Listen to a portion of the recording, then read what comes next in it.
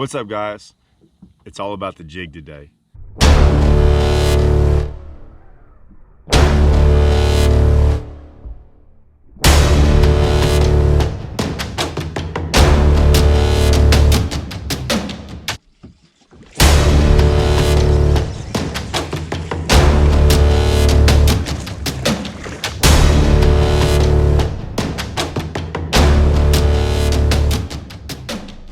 Everything to do with flipping a jig. So what we're gonna do is me and my buddy Jason came out to the lake.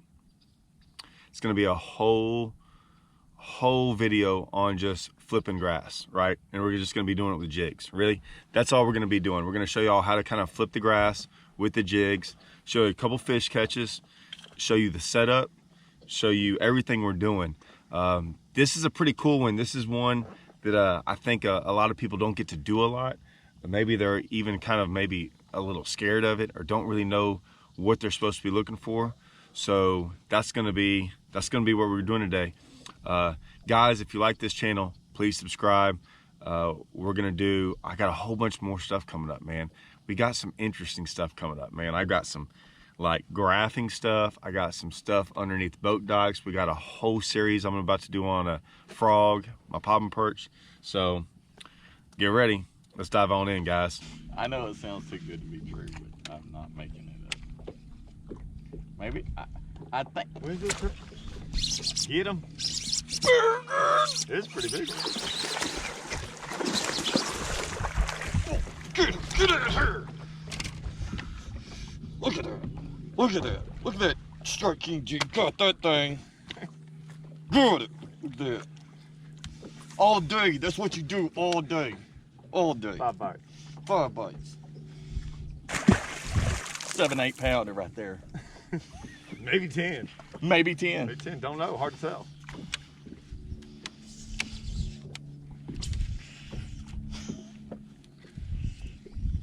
I knew they'd been here all day.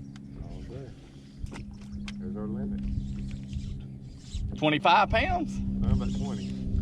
25. That one I had was about 6 earlier. 5. I got 3 5s and 2 2.5. That one right there is close to 7.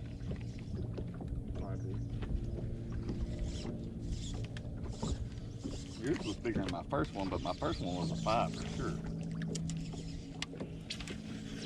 Woo-hoo-hoo-hoo! They turn it on. They turn it on. Dude, I tried to I seen it. like take off with it. I seen her. Woo. Boys better look out. Coming for you. That last hour.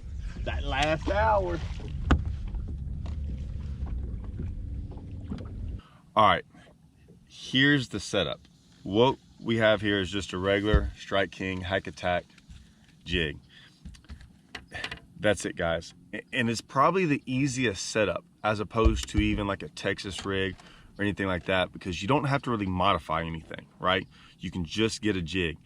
You get a 3/4 ounce, 1 ounce, 1 1/4. Kind of just depends on what you're flipping, right? And what I mean by that is we're flipping a hydrilla today. That's probably #1, hands down, the best grass to flip is hydrilla. So now it's based on what you want to do, right? Like, are you gonna want to flip the heavy stuff, the outside stuff, the matted stuff? That's kind of gonna depend on what size jig you want, how heavy it is, okay? Today we're flipping more grass that's kind of topped out. That's kind of what they were on. They were on these isolated little patches of topped out grass. And so we were kind of having to throw almost in matted grass. It wasn't matted to where you really had to make it splash through there, but it was on top of the surface. That was key. We never had a bite flipping anything where we couldn't actually see grass on top.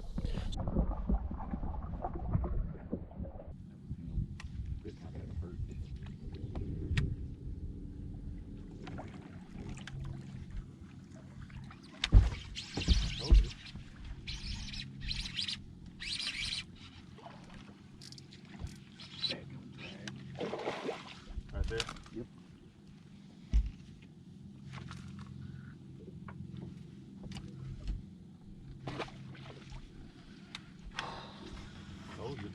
called it. I called my shot. So we were throwing like a 1 ounce to 1 1/4 ounce jig. Guys, colors, I'll put it to you this way. I'm gonna go 2 colors right off the bat. I'm gonna pick either a green pumpkin, something in the real natural perch type style. Right now I have a blue crawl on there. It's kind of hard to go wrong with blue crawl. Second is like black and blue. You can kind of go those 2 just to kind of figure out what you want. But those are the 2 colors you can kind of start off with, and then kind of start, if you're getting bait or you got someone else in the boat, you can kind of start figuring out what you want. The trailers get it, I wouldn't say more complicated. I'm today throwing a rage bug, okay? I didn't modify it too much. All I did was bite probably the tip of the head off.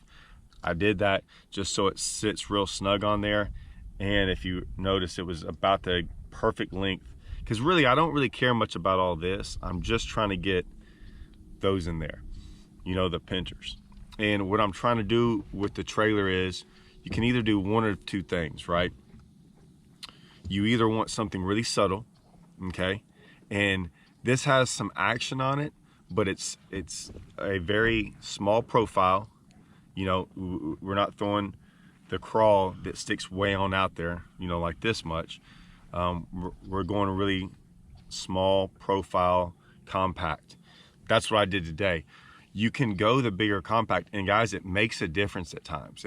It's crazy how it does, and I can't honestly tell you why.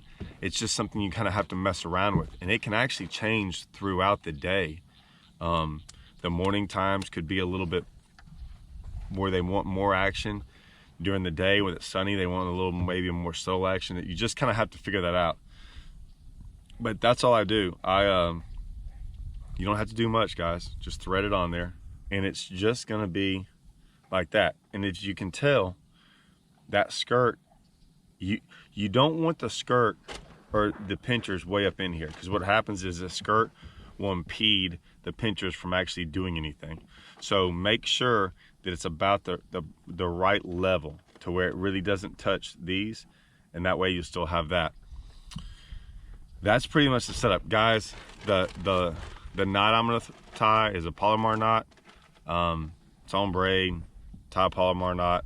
Don't have to really worry about anything after that. I don't think I've actually ever broken off ever while flipping grass. The setup is I've been throwing the same setup for years. I throw either, this is 60-pound Sunline plasma braid. If you know anything about me, it's all I ever talk about. Guys, I'm not just saying that. I've thrown all the other braids. I'm telling you, it's the best braid out there. This braid is probably, I bet you, 6 months old. You can still see, still green, which is almost impossible to get with braid. So I don't mark it up or put black on it like everyone else. You don't have to. It's green, guys. I mean, it keeps its color better than any braid I've ever seen. It's super strong. And like I said, I'm one of those guys, I'll put braid on there for, you know, if I can keep enough braid on my reel, I'll keep it on there all year. It doesn't bother me. So I've got a Falcon. This is Falcon's Kara. Okay, it's their Amstead Super Duty. If it looks weird, it's because it's the prototype. The reason I'm saying that is because this prototype's probably 5-6 years old. I still use old rods that are still good. It hasn't broken on me. None of my Karas ever break. Falcon's coming out with Karas again finally now. We've been begging them and pushing them, and they've been working super hard trying to get these Karas out again and making them again, and they have. So I've already actually seen the new prototype of the new Karas. It's basically the same rod. I showed one earlier, and I'm gonna probably show one later. I've got it in a swim bait rod that is actually my favorite rod that Falcon makes. They gave us to test them out. I mean, the only thing I can see that maybe is a little bit different is that they're a little bit lighter. So other than that, I can't tell a single thing different on them. They look the same. They're actually, they're great. So here's the other deal. Reel, Lew's Super Duty 300. I've been talking about this reel forever. It's what I basically throw everything I have on braid on. There's a lot of reasons why, guys, but so one is you want a reel with a bunch of line that holds a bunch of line, okay? And as you can see, that reel holds a bunch of line. It's a bigger reel. Like I said, when you get a smaller reel, a lot of the times when you have them, they look great when they have line on there, right? And when they're full. But as you start to take off line, you know, and you look at them, now like half your line's gone. And so that 7:2-to-1 or 8-to-1 reel that you had is not a 7:2-to-1 or 8-to-1 anymore. It's less of a gear ratio when that happens. So I want a reel that has the capability of holding a bunch of lines so it keeps that 8-to-1, 7:2-to-1 gear ratio all the time. So I fill this thing up with that Sunline. Like I said, you can go 60. You can go 60 and flipping. I've gone 80 before. Honestly, that's kind of a lot of places like Falcon, and maybe when I'm around a lot more trees and things like that.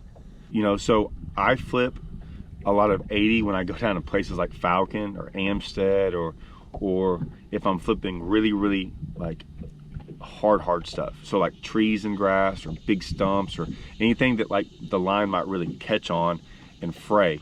It's not gonna fray much in grass. So you can get away with 60. The last thing I'm gonna talk about is setting the hook and how we work it. If you see, we're pretty fast. We're pretty fast flipping. We don't take too much long. We're trying to get a reaction bite. We're not trying to soak it in there.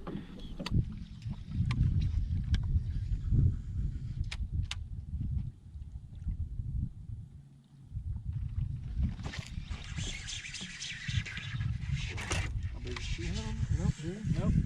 What? All the way down at the bottom, dude. That way down at the bottom? Yep. All the way down there. I just need you to check it. Oh.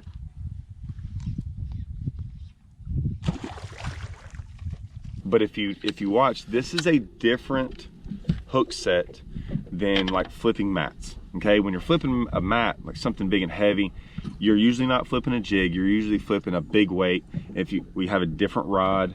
It's a totally different setup, and we're not like slackline setting the hook. You'll get a lot of slackline setting the hooks in these, and if you watch closely. Watch how we set the hook. Watch how fast we are. Watch how we really reel as hard as we can, as fast as we can, because we're always trying to catch up. So pay attention to that. You'll see that like we're gonna reel down as much as possible when we get a bite, but you'll see a lot of us, we feel the bite on the way down there. So we're just picking up slack and we're not checking it. I think there's one fish in there that just swam out and was kind of weird. It just kind of got mushy down there, and I had to reel on it a bunch before I set the hook, and I knew she was coming at me. Yeah, we ain't got nothing back. What is that? Oh, big! Get in the boat! Big. I told you where they were at. I told you where they were at. I told you they were over here. Oh, look at that old slappy tail. Hey, get out of the way. You gotta see this. You're all up in my shot. So sloppy. Oh, look at old big giant freaking. This is the problem right here. That is the problem. Where'd he go? Oh, dude fell out. Cinco. Oh, dabbers throwing them Cincos. I didn't even notice his tail. Man, because he had that Cinco. Look at that. I did.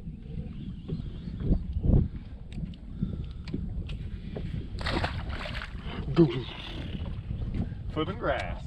Flipping monsters. I never boat flipping them. You see me like start, I'm like, yeah, I guess that is one right there. Never felt it on my line.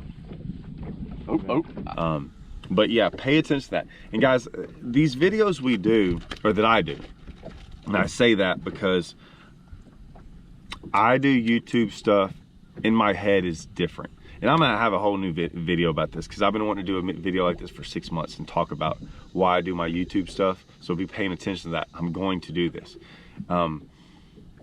I think y'all can get more out of watching than me telling you. Like sometimes telling you is great, but I want you to watch. And if you're watching me out there set the hook and do certain things, it's a lot easier to mimic that motion when you can actually see it rather than me telling you how to do it. So pay attention to how we set the hook, pay attention to how fast we reel. Notice we boat flip every one of them, things like that. You can really pick up a lot on us catching fish. That's why almost all of my videos, you know, when I talk about technique stuff, I really want to show y'all catching fish, because I just think it's easier to see it that way than me just telling you about it. Anyone can tell you that this bait is good and this line is good and this rod is good, but what does that really do for y'all? That's really just someone's opinion. I really want to show y'all and then let y'all form y'all's own opinion. You know, maybe y'all don't like the way I'm doing it, but I think the results are going to speak for themselves, and so I'm trying to give y'all the opportunity to, you know, judge it for yourself.